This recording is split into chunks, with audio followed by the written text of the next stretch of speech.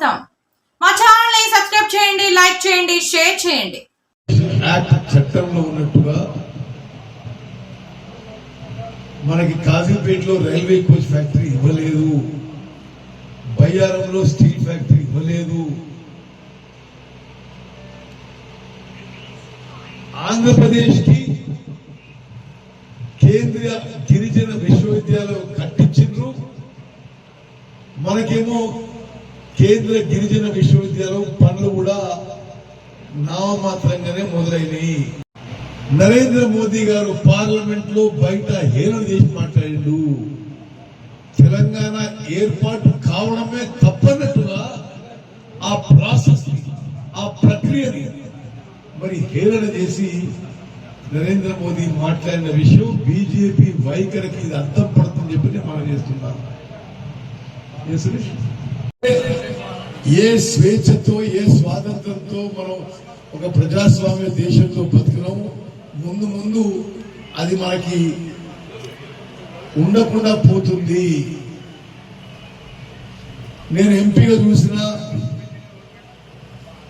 Parliament వ్యవస్థని పూర్తిగా అస్తవ్యస్తం చేసి ప్రతిపక్షాల గొంతులు నొక్కి ప్రతిపక్ష సభ్యులని సస్పెండ్ చేసి చర్చ లేకుండా చేసేవాళ్ళు.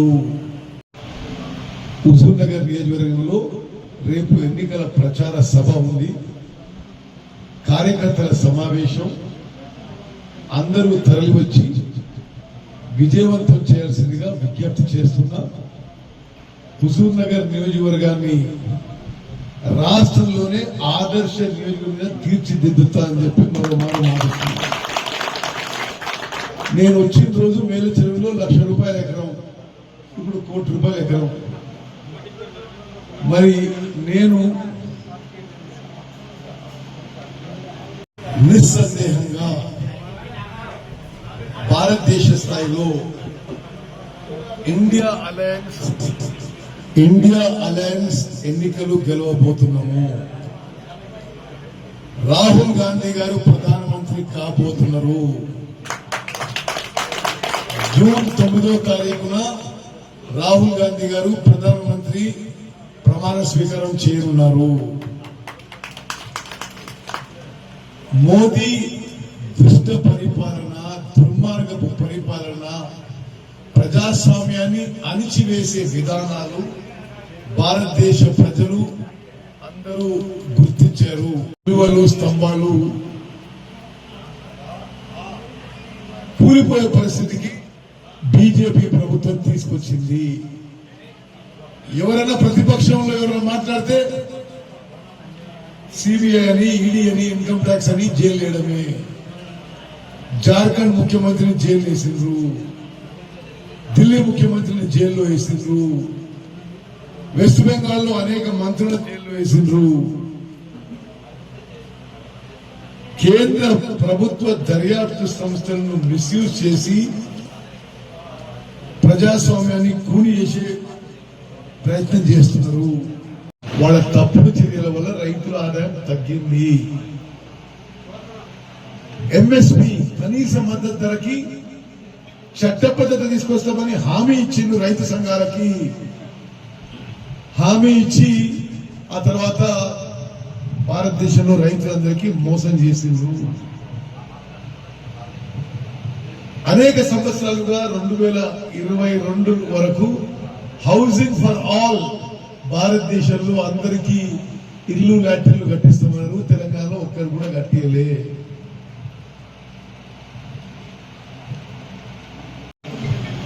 త్రాగునీరు విషయంలో, సాగునీరు విషయంలో, విద్య విషయంలో, వైద్య విషయంలో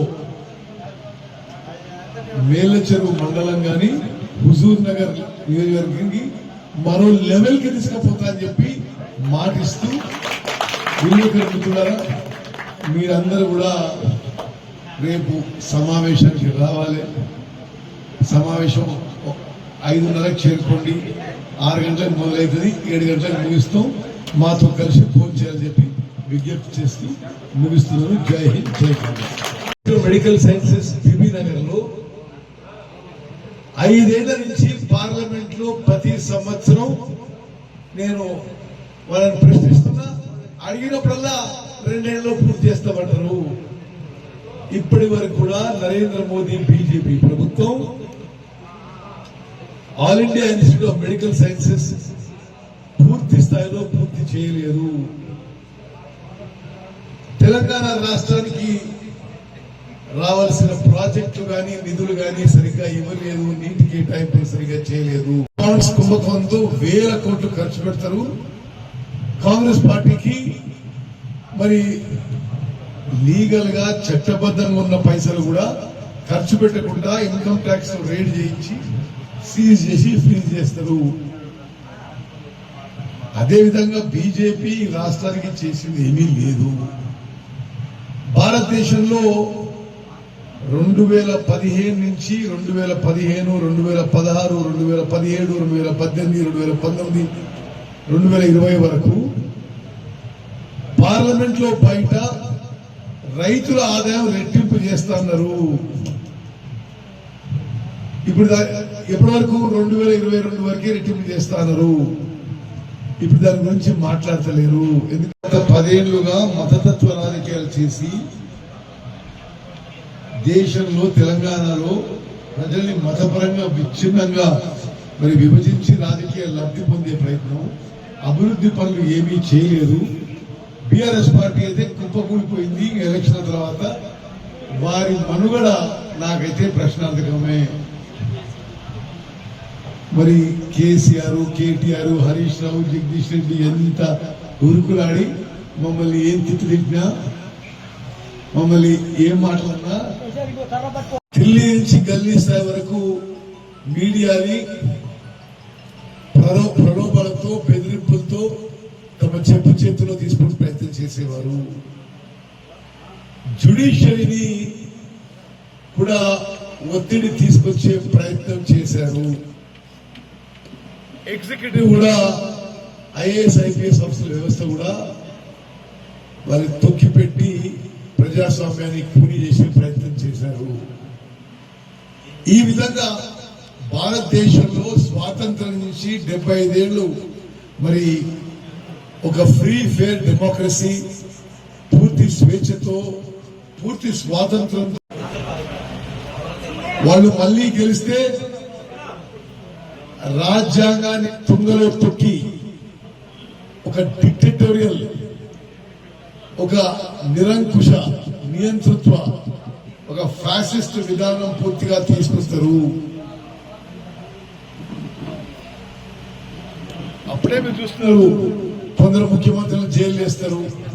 ప్రధాన ప్రతిపక్షమైన కాంగ్రెస్ పార్టీ ఎన్నికల్లో ప్రచారం చేసుకోవద్దనే దురుద్దేశంతో, ఓడిపోతామనే భయంతో ప్రతిపక్షాల ముఖ్యమంత్రులు జైలు వేస్తారు.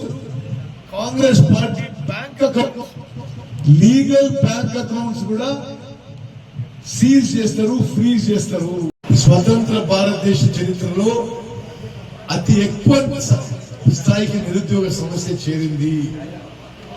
పెట్రోల్, డీజిల్, గ్యాస్ సామాన్యులకు ఉపయోగపడే ప్రతి నిత్యావసర వస్తువుల ధరలు ఆకాశాన్నంటి వారి నడ్డి విరిగి వారి జీవితాలు అస్తవ్యస్తమైంది. అంతేనా? అదేవిధంగా భారతదేశంలో ప్రజాస్వామ్యాన్ని తొక్కేసే విధంగా, అణిచేసే విధంగా మోదీ ప్రభుత్వం, బీజేపీ ప్రభుత్వం ప్రయత్నం చేస్తుంది. రాజ్యాంగాన్ని తుంగలో తొక్కాలని ప్రయత్నం చేస్తుంది. వాళ్ళు ప్రజాస్వామ్యంలో ఎన్నికైన మంత్రివర్గం, ముఖ్యమంత్రి అనుకోలే, మేము రాజును అనుకున్నారు. ఈ రాష్ట్రాన్ని ఒక రాజరికంగా మార్చింది. అహంకారంతో, కళ్ళు నెత్తికెక్కిన పోకడతో, ఎవరిని లెక్క చేయకుండా ఒక దోపిడీ విధానంతో పోలీస్ శాఖని దుర్వినియోగం చేస్తూ, సామాన్య ప్రజలపై తప్పుడు కేసులు పెట్టి జైల్లో పెడుతూ, అన్ని విధాలకి ప్రజలు ఎలక్షన్స్ లో చిత్తుగా శాసనసభలో ఓడించింది. వాళ్ళు 104 స్థానాల నుంచి 39 ఎలక్షన్లో పడ్డారు. ఆ 39లో ఒక 20-25 మంది ఇప్పుడు కాంగ్రెస్ పార్టీలో చేరుతున్నారు. ఈ పార్లమెంట్ ఎన్నికల్లో మనకు ఒక్క సీటు కూడా రాదు. ఆ తర్వాత బాయ్ బాయ్ కేసీఆర్ నిజమైపోతుంది. మా ఛానల్ ని సబ్స్క్రైబ్ చేయండి, లైక్ చేయండి, షేర్ చేయండి.